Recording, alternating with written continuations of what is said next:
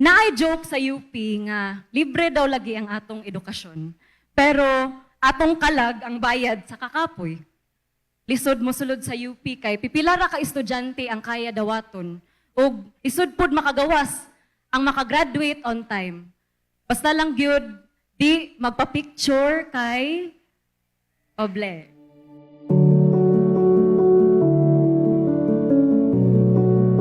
Pero dili ra ang mga tuo-tuo bahin kay oble ang rason nganong maglisod, madugay o mahunong sa pag-eskwela kitang mga estudyante.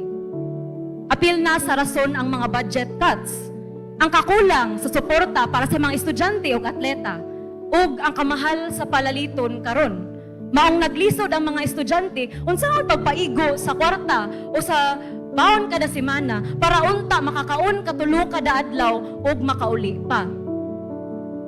Karon sa UP Cebu, usa ko ka estudyante sa Siyensya Pangkatilingban sa College of Social Sciences. Mga konsensya ng bayan. In years, no valedictorian has come from our college. And to me, this is no cause for celebration. It is not that I have achieved something exceptional individually.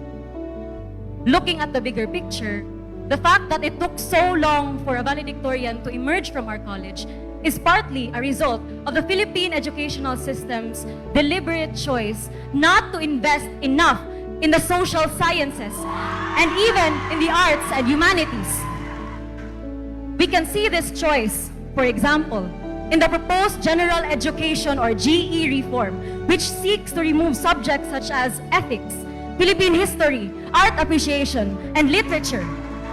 In the age of artificial intelligence, we need spaces where real people can freely think, live, feel, and question.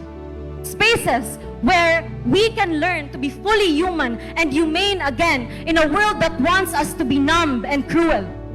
A world trying to convince us to believe the lie that truth and human dignity are negotiable. Some celebrate AI for supposedly making life more convenient. But convenient for whom? We as a society have the duty to ask, whose environment does it destroy? Whose labor does it replace? Whose land and art does it steal? And whose truth does it erase? Thank you to the Filipino people and the University of the Philippines, Cebu, for the experiences and lessons on life, hope, and humanity that no textbook alone could ever teach. To us, the graduates of the class of 2026, congratulations!